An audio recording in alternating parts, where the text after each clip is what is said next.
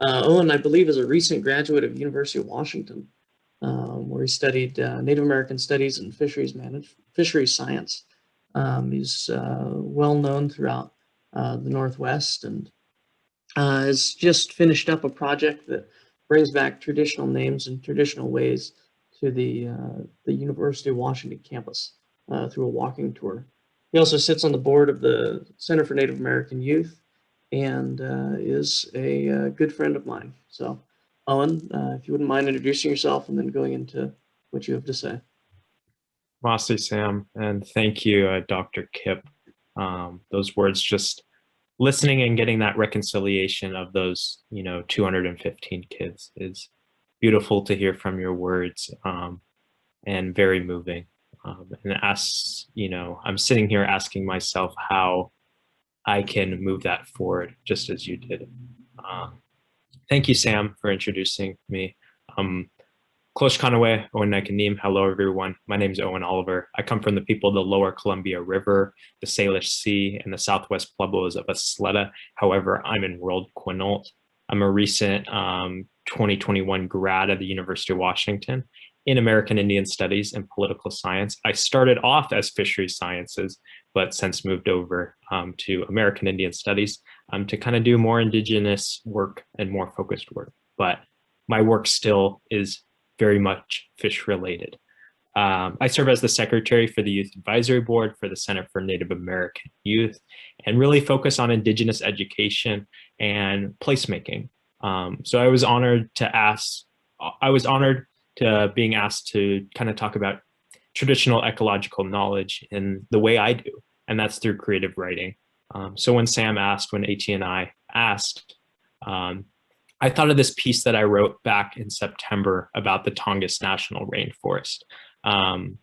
And I grew up in Ketchikan, Alaska, kind of in the heart of the Tongass through the summers. My mom's family's from up here.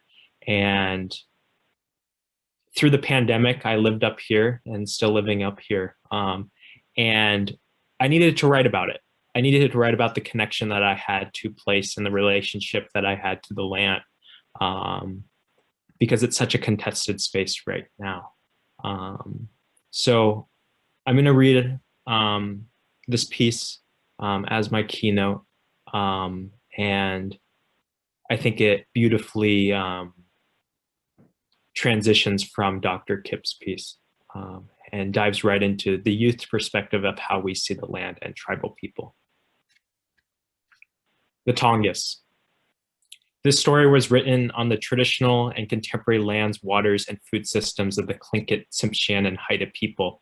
Let the relationships guide your experiences as guests in Southeast Alaska, and remember not to forget their legacies while back home. Can you think of a place that has transformed your learning and experiences into a way of knowing? Can you trace a new way of knowing back to a place? Think of a place that you've spent many hours, if not days, both thinking deeply and thinking about nothing. Do you have a place that your life has allowed that? If you have a place, think about how you've grown with it. Do you come back to it each year or just when you can? Or do you wish you had a place like this? When thinking about this question, it boils down to asking yourself if you have a relationship to a place. I can't remember the first time I was engulfed by the beauty of the Tongass. I can't remember the first time I learned how to swim, but it was in the Tongass waters. I can't remember all the Latin names of the flora and fauna in the Tongass, but I can remember the transitions and knowledge systems it has gifted me as a child, teen, young adult, and I can't wait for the future gifts. The Tongass National Rainforest, or Tongass, encompasses the whole range of Southeast Alaska panhandle from Yakutat to Ketchikan. It ducks and weaves through the thousands of islands, inlets, coves, fjords, glaciers, muskeg, and mossy river mouths. It's hard to imagine how big the Tongass is without thinking how dense the old growth and developing second growth amphitheaters are. For perspective, the Tongass is about 2/5 the size of Washington at around 17 million acres, making it the world's largest temperate rainforest. With something so big, it's easy to forget that you utilize all 5 senses while there. Yet if you take one sense away, it doesn't hinder the experience.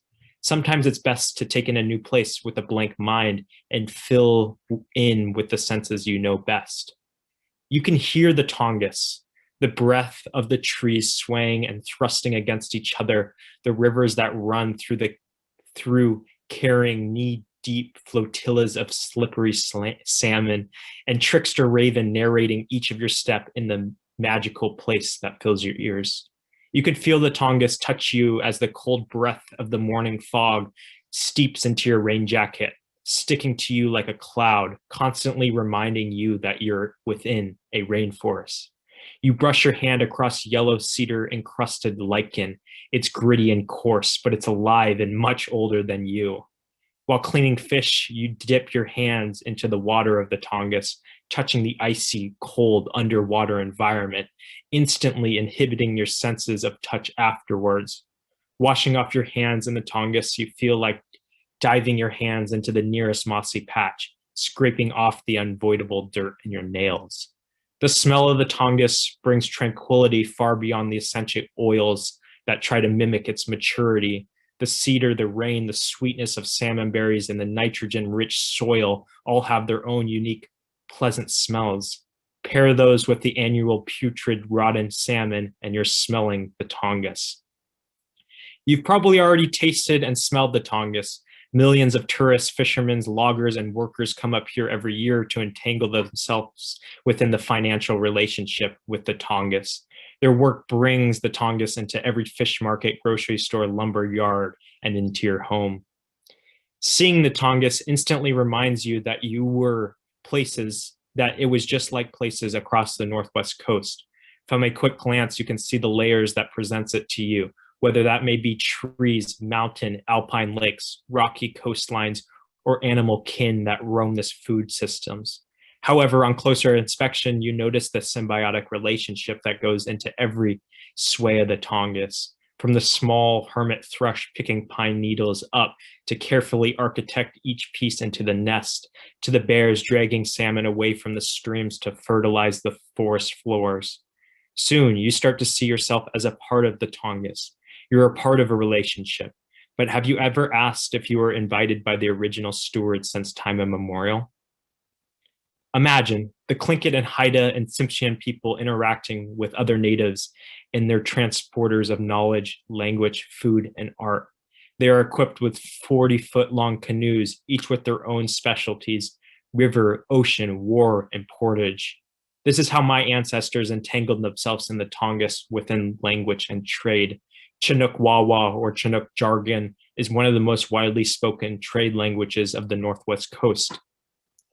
Many Western academics believed it was used between settlers and natives, but to me, it was used to strengthen our relation in each cardinal direction, as well as the 7 generations.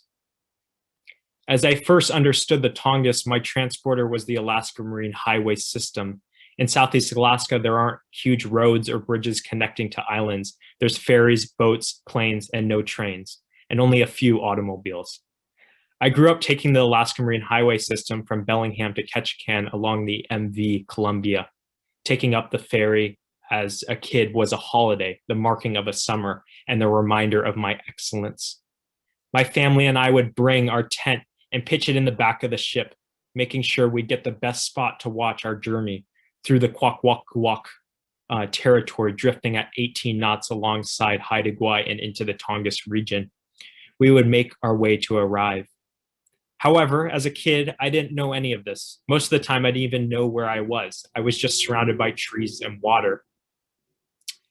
Despite my wonder, my wonder always peaked while talking to the National Park Service Ranger who was stationed aboard. This would always help me. They would always help me whale watch, understand the importance of salmon cycles, and quiz me on bird identification. Maybe I didn't retain it until later in college, but I was living in the moment, and that's the best thing you can do as a kid. You get to interact with everything in front of you, regardless of responsibilities that may be present. As a kid, my innocence grew larger with each trip to the Tongass, and my lasting memories of hiking up Ketchikan's largest peak and my mother's hiking baby carrier instilled a sense of wonder with that place. I often thought back to those moments to try to remember what I was thinking while in that carrier. Now I must have felt to be taking in the Tongass that way. Nevertheless, it's important and impactful as the Tongass continue to cultivate my innocence while outside its territories as well. I thought everyone had the same relationship I had with the forest. However, you don't blame me for this privileged outlook, which may have crossed over for being environmentally snobby, but just as a kid. The Tongass picked me up and held me, taught me lessons of innocence, humility, and confidence as I grew. Lessons I'll never forget. And it goes on, but that's my piece about the relationship with land and how I see it as a Northwest Coast person. And it's about those teachings. It's about being on those canoes and life ways that we're able to see Indigenous success, that we're able to be grateful of our ancestors' choices to teach us today. And we do need to realize the harms that have been done, but we also need to bring each other up. So I thank you all for being here together in our ancestors' wishes, in community, and in relationship building. And that's what being connected to the land's all about, making those relations to humans and non-human kin as well. And as you guide yourself today, just be unapologetically Indigenous and be so proud of yourself, because you're here for a reason and you're here to learn and share. Hayumasi, thank you. And I can't wait for this panel discussion. Thank you, Owen, and thank you for the words that you shared along with that piece and the places that you shared with us as well.